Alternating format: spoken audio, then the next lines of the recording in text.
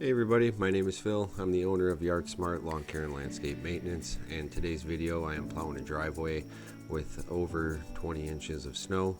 So whether you're new to snow plowing or you have some experience, hopefully you're going to be able to take away some valuable information.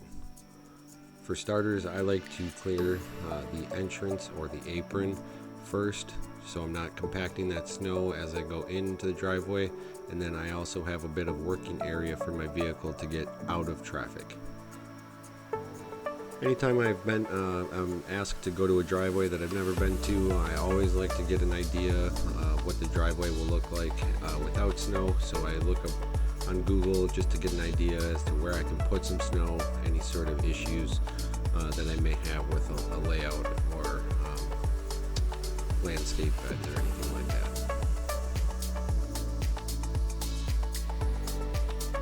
So you'll notice that my plow is fairly square. It is parallel to my bumper. I don't have it off to one side or the other. The reason here is because I am plowing, again, 20 plus inches of snow, and I want to give my truck as much pushing power as possible. So I do have that plow set fairly square, and I am able to get the best traction, and it doesn't really affect my truck at all. Typically, if this was only a 2-inch storm, I would probably start along the right side of the driveway, but seeing as how I'm dealing with a lot of snow, I start on the left side to give myself a little bit of some working room. I realized here that I didn't have enough speed, so I stopped, backed up, and got myself some room for momentum to push past this pile. If I really had an issue here, what I would have done is tried to clear the space on the front side of that pile, and then I would have tried to push that pile in front of the basketball hoop. Something along those lines if I really ran into an issue where I couldn't move it very far.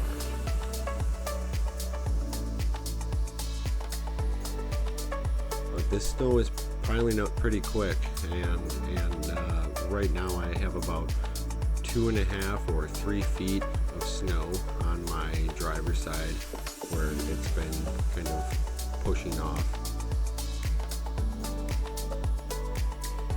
And pretty soon here you'll notice that it becomes an issue for me as I try to back up.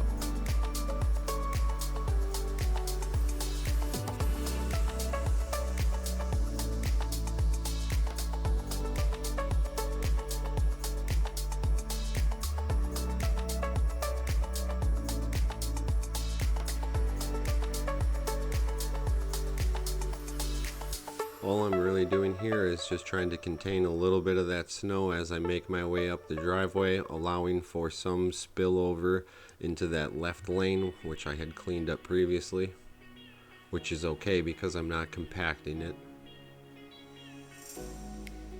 And I'm not swooping in towards that garage door yet, because if you have experience, you'll know that you will get more accumulation over there. Right there, what you saw was just a quick little down bump on my controller, which dropped that pile of snow in front of the actual pile that I've been pushing into.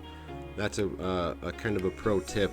Once you have been pushing into a pile of snow, you can either just give your plow controller as you back away from the pile, just give it a quick tap like that, and a good majority of that snow is going to fall off of your blade, which will prevent you from having, some crumbs drop off or whatever when you go to back drag away from the car or back drag away from a garage door. You always want to make sure that you try to clean off your blade first before going to back drag.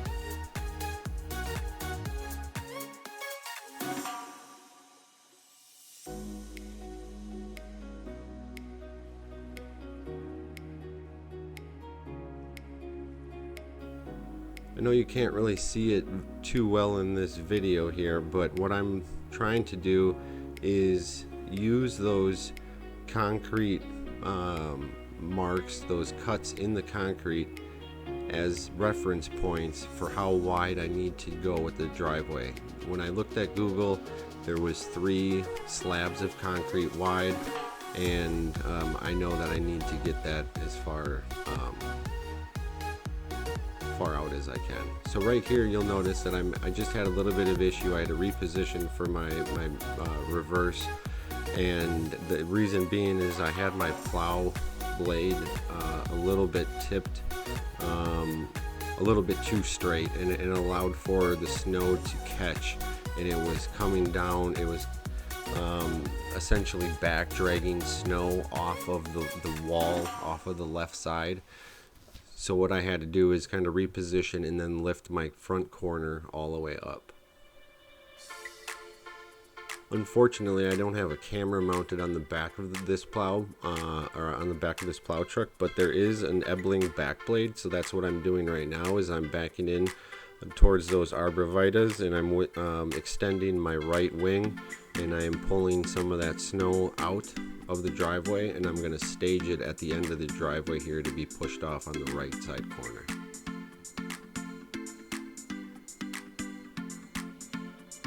That little position right there is for a couple purposes. One, I want to get a little bit of an angle, and 2, I also needed to reposition to widen out or remove the snow from in front of the garage door with my left wing.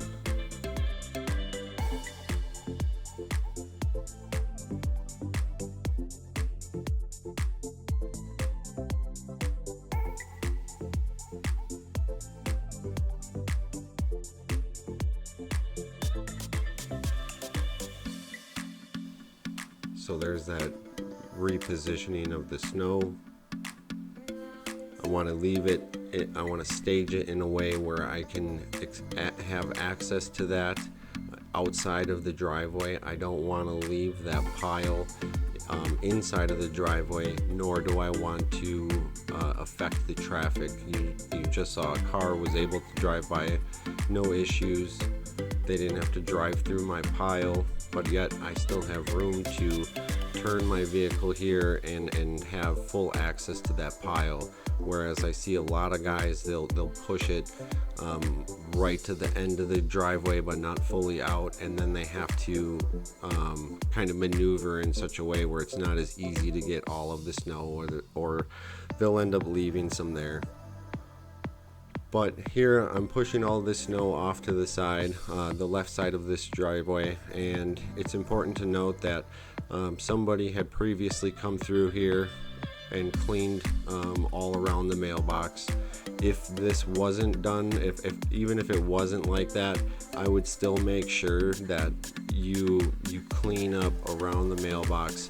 You can push on either side of the mailbox. Just make sure that the customer or the client and the mailman will be able to have access. Otherwise, you're going to get a complaint. Honestly, that's like the number one thing that I get a call about. Will be somebody forgetting the mailbox.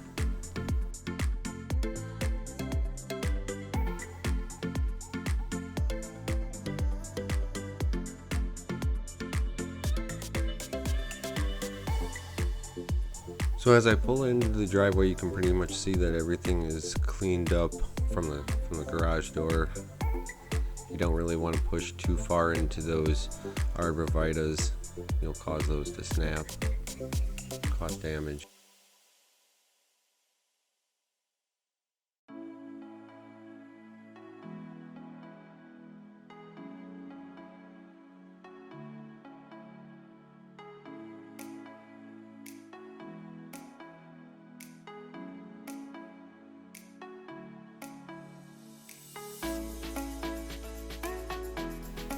And some people may say that this driveway looks pretty good, and they may even call it done. But I wasn't in any sort of rush. I wasn't pressured on time, so I wanted to make sure that when this client returned home, they were happy and they had no issues.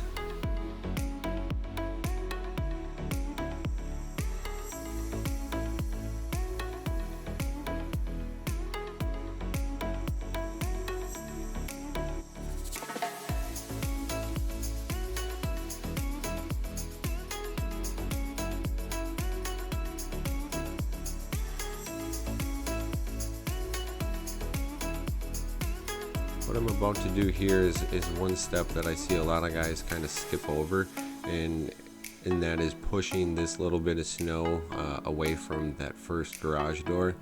And by doing this, you're going to eliminate that possibility for a customer to drive over that snow over and over and over, and then it becomes pretty much a speed bump.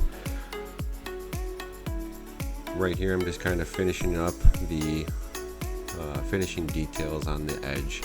And one thing that I want to note here is that this driveway has curb and gutter, so that there is this transition between the concrete, which has a drop to it. So anytime you're doing that, you want to make sure that your plow or your truck is angled and you're not hitting that transition square on. Otherwise your plow blade will catch and you're gonna do some significant damage, either to the driveway, the road, or even your truck. You can see here I just angled my right wing all the way out, and then I'm just repositioning my truck right now so that way there I can push that little bit of snow off of the driveway or in front of the driveway entrance. And once again, you can notice that I'm not having any sort of issue having access or to get to this snow. It's right there for me. I don't have to try and wedge myself into the driveway too much to scoop this snow out of the way.